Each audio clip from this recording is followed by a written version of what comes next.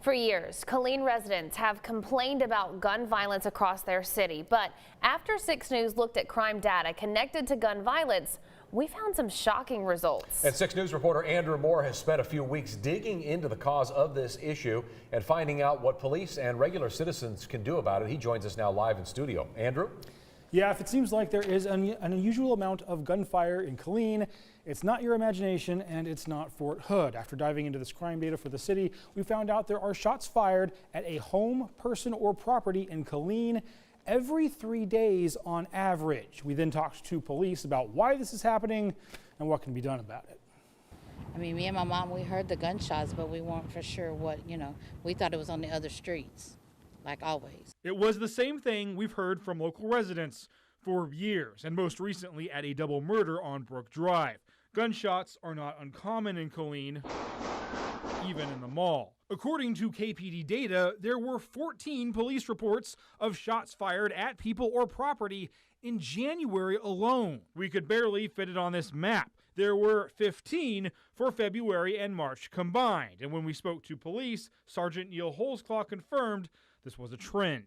We do have a drive-by probably once about every 3 days if you want to average it out. But who, then, is behind the trigger? Sergeant Holzclaw and Sergeant Garland Hennig told us the drive-bys are mainly due to gang activity. Police say Killeen has several local territorial gangs that normally farm around illegal drugs. Gang members are young, from 14 to 22, and sometimes turn to violence over a simple insult. People will bash somebody in social media or a song that they put out. It makes the other opposing gang members upset, and then they typically will respond with some sort of drive-by shooting. Then the other gang responds with their own drive-by. I've seen as much as 3 times in a couple-day period to the same house. And it escalates. Unfortunately, Holzclaw says the lack of leadership within the gangs, there's no real hierarchy, there's not like a set leader, makes shutting them down a problem. But the much larger issue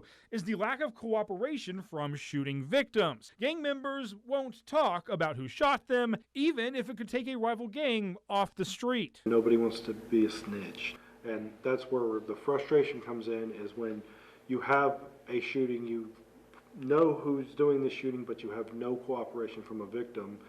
It makes it challenging to prosecute that case. So how can police tackle this issue? Well, one way is through the new KPD Violent Crime Task Force. This team will focus on a particular area of the city where the shootings pop up and try to build a case against suspected gang members. The other way is to make it harder for gangs and existing felons to get guns, and that's where police need your help. A felon can't go buy a gun, right?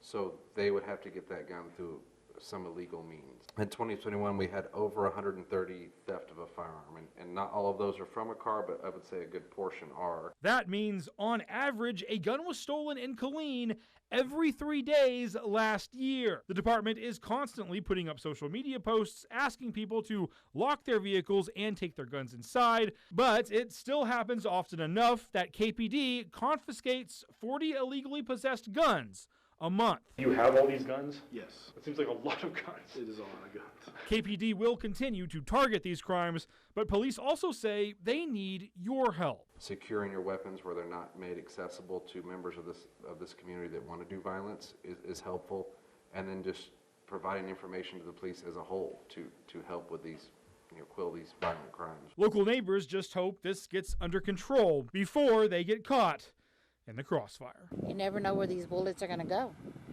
They don't have no names on them, I also asked the Killeen Police Department if there are any other adjustments they need to make at this time. The sergeants told me KPD does need to hire a crime analyst so they can better track some of the data on these shooting incidents. Guys? All right, thanks, Andrew.